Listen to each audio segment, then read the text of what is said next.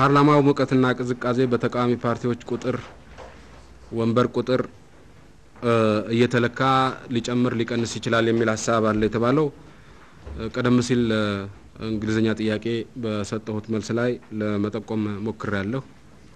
የፓርላማ ትልቁ ስራ አስፈጻሚውን አካል መቆጣጠር ነው። ህግ የማውጣት ስራ መቼም ቢሆን ገዢው ፓርቲ በቀየሰው መንገድ ነው ሲወጣ የነበረው። በማንኛውም ፓርላማ ስርዓት ህግ የሚወጣው ገዢው ፓርቲ በሚቀየሰው ፕሮግራም መሰረት ነው ቤትም ሀገር። የፓርላማ ትልቁ ስራ ህግ ከማውጣት ባሻገር አስፈጻሚውን መቆጣጠርና መከታተል ነው። አዲሱ ፓርላማ 100% የኢህአዴግ ቢሆንም የሚሆንበት ሁኔታ እንኳን ቢፈጠር ፓርላማው አስፈጻሚውን የመቆጣጠር ስራው ይበልጥ እንዲያጠናክር እንጂ እንዲያዳክም የሚያደርገው አይደለም። ምክንያቱም ትላንትናም እንደገለጽኩት ዛሬም ቢሆን ያልተሻገርናቸው ስህተቶች እንዳሉን እናውቃለን። የህዝቡን ቅሬታ የህዝቡን ብሶት እያዳመጥን ፈጣን ምላሽ መስጠት እንዳለብን እናውቃለን። ይህን ለማድረግ ከሚያስችሉን ቁልፍ መሳሪያዎች አንዱ ፓርላማ ነው። ፓርላማው በህብረተሰብ ውስጥ የሚነሱ ጥያቄዎችን ለቃቅሞ የሥራ አስፈጻሚ የሚሰራቸውን ስራዎች በዝርዝር ገምግሞ ነቅሶ አውጥቶ በፓርላማ መድረክ እያጋለጠ እንዲስተካከሉ በማድረግ ረገድ የማይተካ ሚና አለው። ይህን ሚና ተቃዋሚ ፓርቲዎች በመኖራቸው የሚመጣ ተቃዋሚ ፓርቲዎች ባለመኖራቸው የሚቀር ጉዳይ አይደለም። እናም ከመቼም ጊዜ በላይ አጠንክረን የምንሰራበት ጉዳይ ይሆናል ማለት ነው። ባለሀብቶችን ቅር ያሰኘናቸው ስል ምን ማለቴ ነው? ግብር ክፈሉ ማለታችን የማይቀር ነው። የማይቀር መሆኑን እንዲያውቁ ጭምር ነው በምርጫ አመት አጠንክረን ያዝነው ይህን ጉዳይ። ለምርጫ ስንል የምንተው ወይም የምናላላው እንዳልሆነ ሁሉም ሰው እንዲገባው ነው በምርጫው አመት አጠንክረን የገፋንበት። ይሄም ሆኖ አጠንክረን ስንገፋ አፈጻጸም ላይ በተግባር እንዳየነው በርካታ ጉድለቶች እንደነበሩብን እንገነዘባለን። እና ጉድለት እየፈጸምን መሆናችንን አውቀው ነገር ግን ይሄ ድርጅት ስህተቱን ሊያርም ይችላል ብለው አምነው በስህተቶቻችን ቅር ሳይሰኙ ድርጅታችንን መደገፋቸው የሚያስመሰግናቸው እንደሆነ ለመግለጽ ነው። እቅዳችንን እንከልሳለን ሲሉ ምን ማለት ነው የተባለው? እንግዲህ የምርጫ ውጤት በመናይበት ወቅት እኛም ከገመትነው በላይ ነው ያገኘነው። 99% እናገኛለን ብለን አልገመትንም። እውነቱን ለመናገር ከ50 እስከ 75% አካባቢ እናገኛለን ብለን ገምተን ነበር። ይሄ ስራ ውጤታችን ነው ብለን ያሰብነው። ባለፉት 5 አመታት በሰራነው ስራ በከፊልም ቢሆን የህብረተሰቡን ፍላጎት አርክተናልና በምርጫ እናልፋለን ከ50 እስከ 75% እናገኛለን የሚል ግምት ነበር። 99% እናገኛለን የሚል ግምት ግን አልነበረም። ውጤቱን በመናይበት ወቅት በሁለት ከፍለን ነው የምናየው። ከ50 እስከ 75% ድረስ አካባቢ ያለውን ምናልባት ህብረተሰቡ ስራችንን የሥራ ውጤታችንን አይቶ በሥራ ውጤታችን ለክቶ ይሄ ይገባችኋል ብሎ የሰጠን ብይን ነው ብለን ነው የምንወስደው። ከ75% በላይ ያለው ግን ሸክም ነው ብለን ነው የምንወስደው። ባለፉት 5 አመታት በሰራነው ውጤት ምክንያት የተሰጠን ሳይሆን በሚቀጥለው 5 አመታት ካለፈውም የተሻለ እንድንሰራ ተጽዕኖ ለማሳረፍ መልእክቱን ለማሳለፍ የተሰጠን ተጨማሪ ሸክም ነው ብለን ነው የምንወስደው። በዚህ ምክንያት እኛ በስራ ውጤታችን ባገኘነው ልክ እንመረጣለን ብለን ካለፈው 5 አመት ስራችን ጋር ተመጣጣኝ የሆነ ስራ በሚቀጥለው 5 አመት እንሰራለን ብለን ዝርዝር እቅድ አውጥተን ነበር። አሁንም ይሄንን እቅድ አሽቀንጥረን እንጥለዋለን ማለት አይደለም። ነገር ግን መልእክቱ በጣም ግልጽ ነው። የህዝቡ መልእክት ለኛ በጣም ግልጽ ነው። እንዳለፈው 5 አመት ሳይሆን ከዛ በላይ መስራት አለባቸው ነው መልእክቱ። ስለዚህ እቅዳችን ከዚያ አኳያ መፈተሽ ይኖርብናል።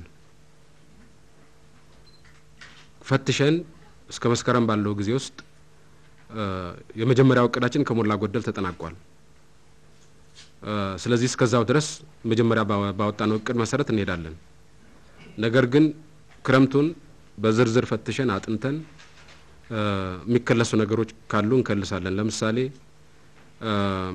በሚቀጥለው 5 አመት በየአመቱ በአማካይ 10.1 እናድጋለን ብለን ነበር እንደቀደ ያዝነው። ይሄ በቂ እድገት ነው ብለን ነበር ያዝነው። ከተሰጠው ተልእኮ አኳያ ይሄ ያስኬዳል አያስኬድም እንደገና ማየት አለብን። ከዛ በላይ ኢኮኖሚያችንን ከዛ በላይ እናሳድግ ቢባል ሲቻላል ወይ ደሞ ማየት ይኖርብናል። ሌላው አነስተኛና ጥቃቅን ተቋሞችን በተመለከተ ያስቀመጥነው አቅጣጫ ነበረ። የስራ እድል ከመፍጠር አኳያ የስራ እድል ከመፍጠር አኳያ ይዘን የነበርነው እቅድና በምርጫው ሂደት በአዲስ አበባም ከአዲስ አበባ ውጭም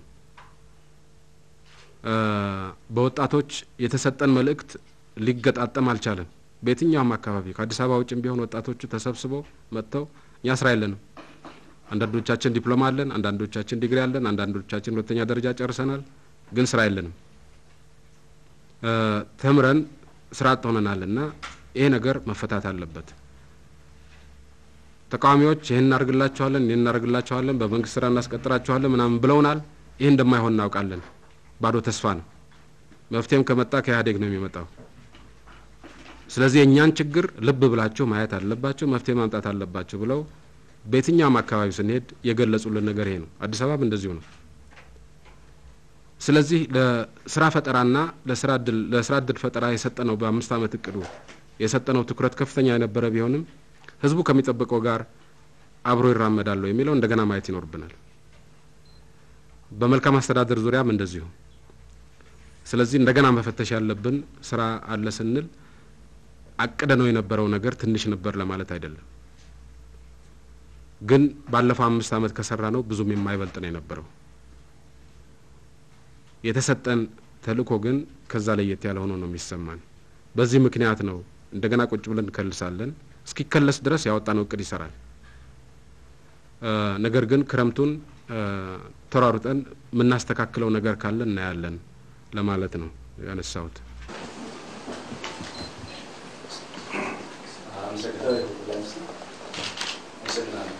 ትናንትና የአውሮፓ ህብረት ታዛቢዎች ቡድን በተሰጠው ያቀረበው ሪፖርት ተከትሎ አንድ ዘገባ ወጥቷል።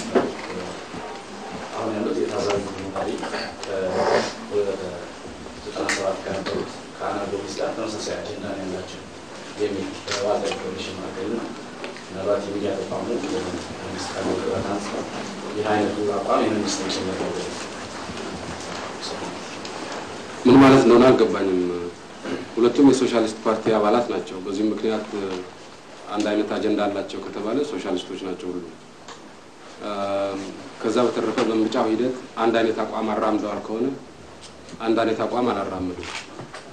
የአና ጎሜዝ አቋም ድምዳሜው ላይ ከመንገድ የወጣ ድምዳሜ ማስቀመጥ ብቻ ነበር። ድምዳሜው ራሱ